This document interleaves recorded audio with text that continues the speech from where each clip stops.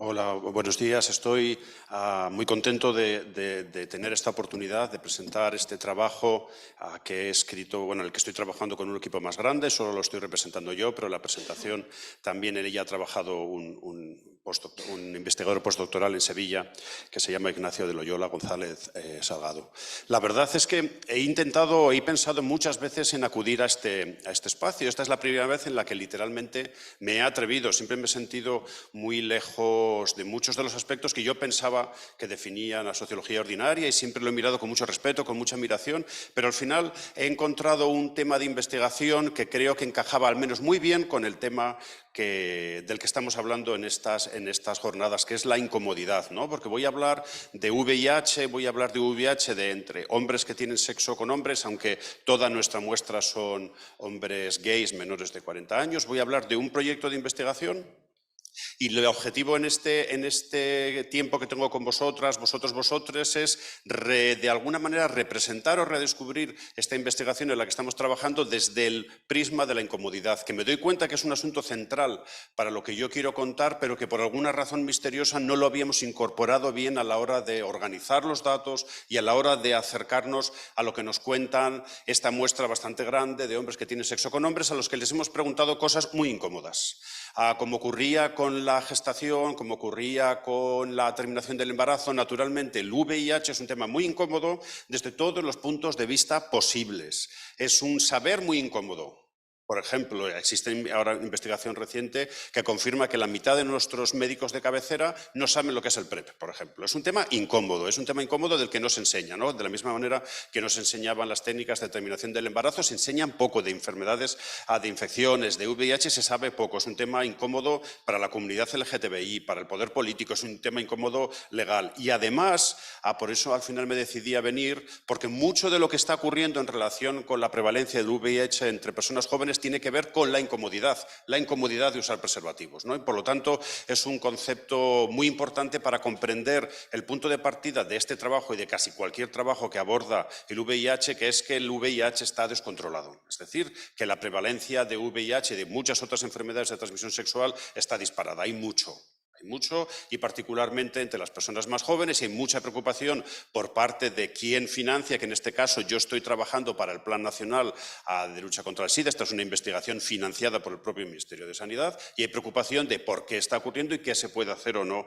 para remediarlo. Y en el tiempo que tengo, trataré de no extenderme, lo que os digo, voy a tratar de redescifrar nuestra investigación desde la clave de la incomodidad. No os voy a abrumar con verbatim ni con mucha información, sino voy a apuntar cuáles son los ejes de este trabajo desde este concepto que creo que es tan absolutamente relevante. El punto de partida, como os decía, es que las tasas de infección por VIH son muy elevadas. Son más elevadas de lo que ocurría hace unos años y están particularmente centradas en un determinado grupo poblacional, ¿no? Solo os voy a dar un pequeño dato posteriormente, pero esto está considerado un problema de salud pública. Quizá esto hasta podría ser debatido o no, pero bueno, hay un saber dominante desde el punto de vista de la sociología de la salud y desde las instituciones de salud pública que tenemos un problema y que deberíamos abordarlo, ¿no? Y yo lo que creo desde el proyecto que estamos desarrollando, creo que estamos en un momento en el que el VIH se tiene que de alguna manera resexualizar, que de alguna manera tenemos que comprender cómo encajan las experiencias con la protección en las relaciones sexuales,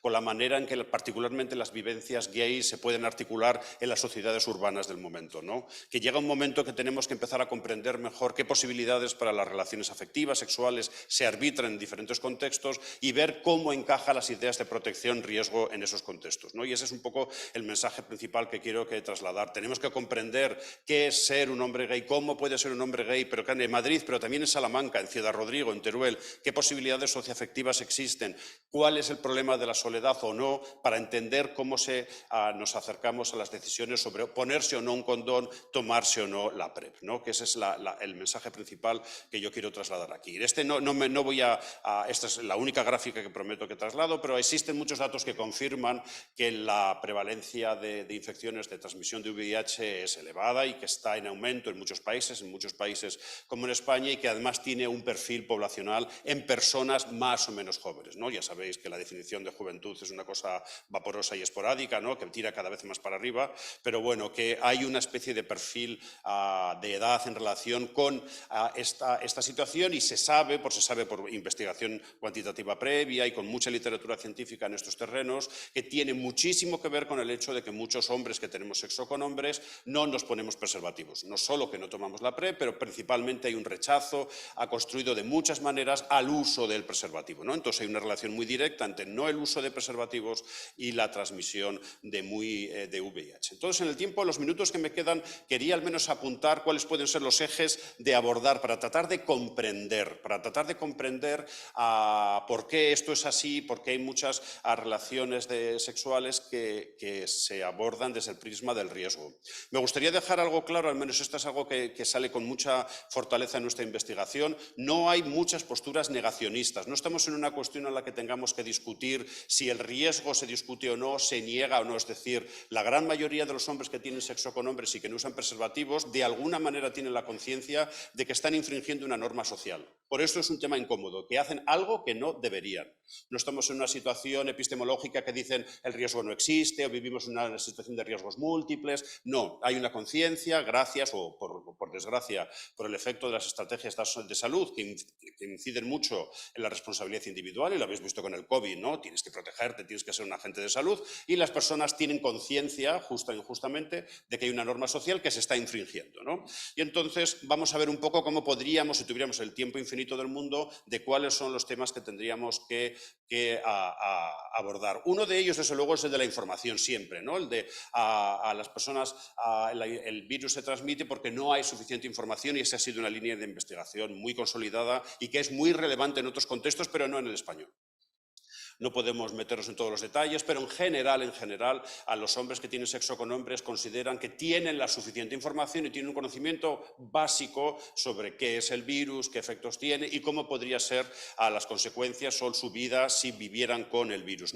El conocimiento no es pleno ni correcto, y hay muchas situaciones de sobrevaloración de las capacidades propias sobre la base de la información que uno o una cree que tiene, pero en general, en un país como España, el problema no es un problema de desinformación, al menos en lo que tiene que ver con el VIH. Sí lo es con la PrEP. Si queréis, luego lo podemos hablar. En España hay mucho desconocimiento sobre la PrEP entre muchos hombres que tienen sexo con hombres, favorecido por las administraciones públicas que claramente no quieren potenciar esta estrategia, ¿no? Entonces, eso lo podríamos hablar, pero nuestra investigación está llena de testamentos y documentos que demuestran las resistencias masivas de la atención primaria para vincular a los hombres que tienen sexo con hombres con la PrEP. Bueno, todo un mundo que en sí mismo merecería su propia atención.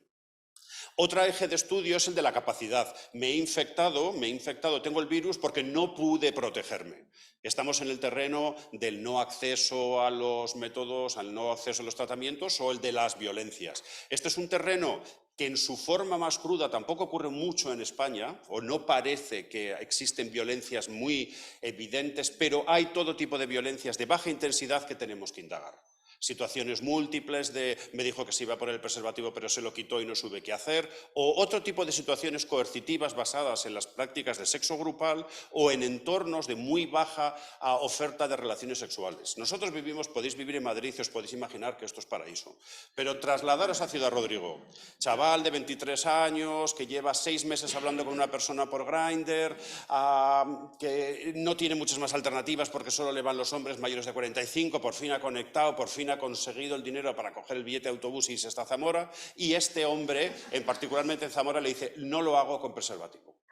No lo hago, entonces si no, te vuelves a Ciudad Rodrigo, vuelve a empezar. Ese tipo de relatos no están muy bien representados en la investigación científica, pero son muy relevantes. Los entrevistados, nuestros informantes, no los definen como violencias, y eso lo tengo que dejar muy claro, pero creo que se abre un debate interesante sobre cuáles son los límites de la violencia y qué es y qué no es violencia, ¿no? Otra línea de investigación muy asentada en la literatura anglosajona es si existen prácticas de abuso sexual y violaciones en las dinámicas de chemsex, pero eso es algo que todavía hay que abordar con mucho más detenimiento. Sin embargo, el dramón está en este trade-off, en este dilema entre la protección y el placer.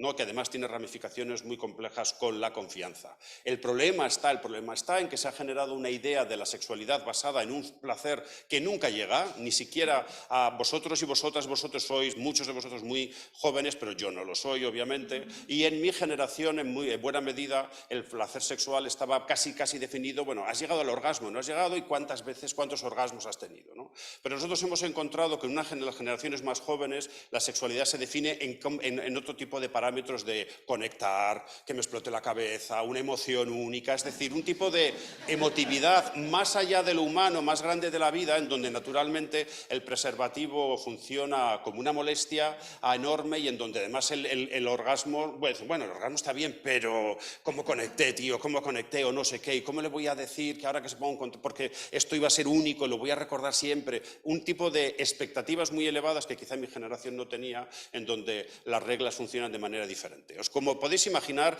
y no voy a abordar en todos los detalles, el problema está en que el condón molesta. Tenemos todo tipo de metáforas que corta el rollo, no lo corta, se me baja, es imposible, esto es nada para un plástico, me meto un dildo. Os podéis imaginar que se puede escribir un libro sobre las metáforas que tratan de explicar por qué el condón no. Porque el condón no, y por lo tanto se ha arbitrado una tensión dura de abordar desde el punto de vista de la salud pública entre la seguridad y el placer, en un contexto en el que la mayoría de nuestros entrevistados informantes saben que no se van a morir de esto, ¿no? Donde, aunque no tienen una conciencia muy clara en el acto sexual de, mira, no voy a hacer esto porque sé que me voy a tomar una pastilla, pero se sabe, ¿no? Aparece un colchón de seguridad de unos tratamientos que además están financiados por la sanidad pública, que eso es un elemento muy relevante.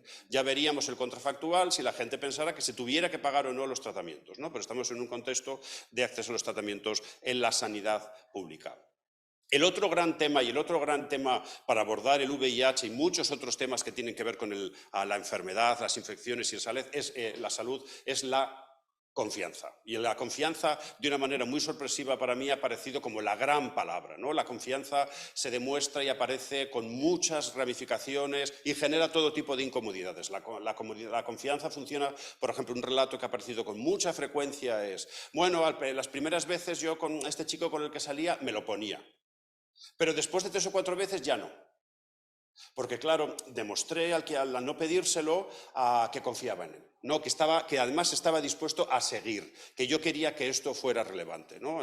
Aparece un elemento en las relaciones de pareja. Y otro elemento muy importante que ha aparecido en nuestra investigación es que no existe una responsabilidad solidaria con el cuidado. Para mí eso ha sido una de las grandes sorpresas de esta investigación, pero se reproducen los roles de género que dicen el hombre no se tiene que preocupar porque la chica se quede embarazada, ¿no? Y los activos y los pasivos en nuestra muestra se comportan en relación con las obligaciones de usar condón de una manera radicalmente diferente, y hay un gran consenso, es que al final del día la responsabilidad es del pasivo. Si el pasivo no me pide que me ponga el condón, yo no me lo pongo. Yo no se lo pido, yo no lo voy a decir, porque al final del día el que tiene más probabilidad de estar peor es él, ¿no? Naturalmente hay discursos discordantes, os podéis imaginar, los que hacéis investigación cualitativa, que sale un poco de todo.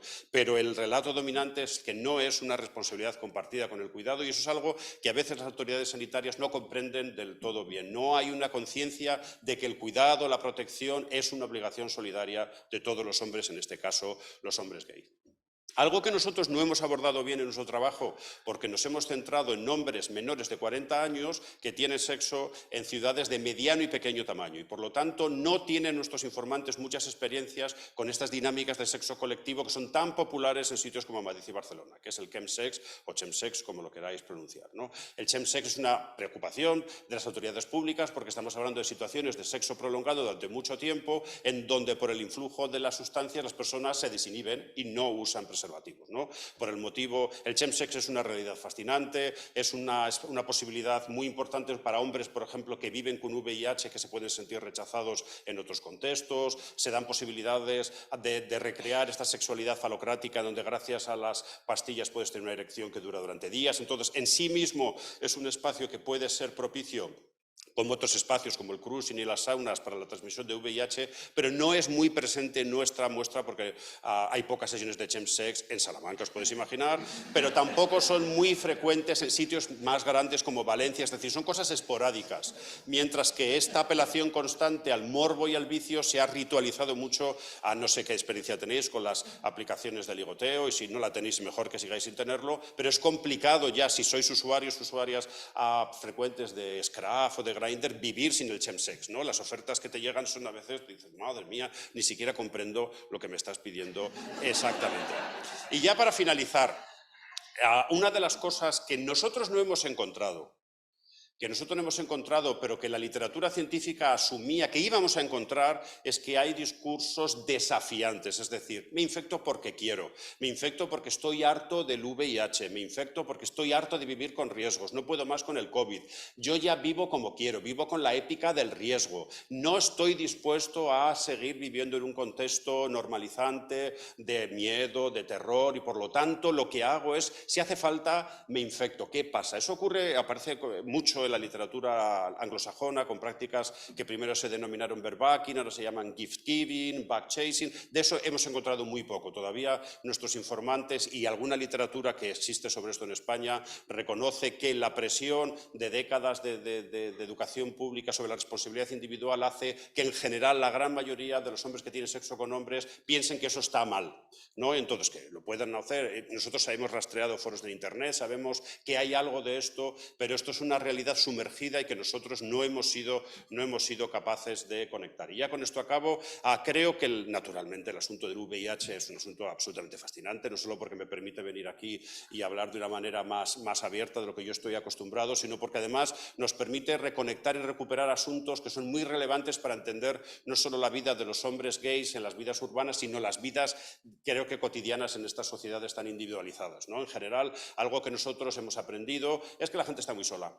La gente está muy sola, estamos muy solos y hacemos casi cualquier cosa por conectar, aunque sea intensamente y aunque sea por muy poco tiempo, ¿no? Y a veces las decisiones sobre la protección o la protección parece que molestan en este empeño de reconectar en un mundo muy individualizado. Creo que todavía se toman demasiadas decisiones sobre divisiones arcaicas, sobre pasivo, activo, que además llevan otro tipo de conclusiones sobre cómo eres, cuál es tu poder en la relación sexual, cómo te tienes que comportar. Creo que a veces pensamos que hay divisiones basadas en este tipo de roles que están superadas, pero creemos que no lo están. Creemos que el placer sexual ha evolucionado de una manera muy radical y que hay que comprenderlo, pero que también hay que entender las realidades sexuales, del sexo, del riesgo, en función del entorno donde nos movamos. Y creo que la realidad fuera de Madrid y Barcelona merece un estudio con unos patrones y unos códigos un poco diferentes. Muchas gracias por la atención.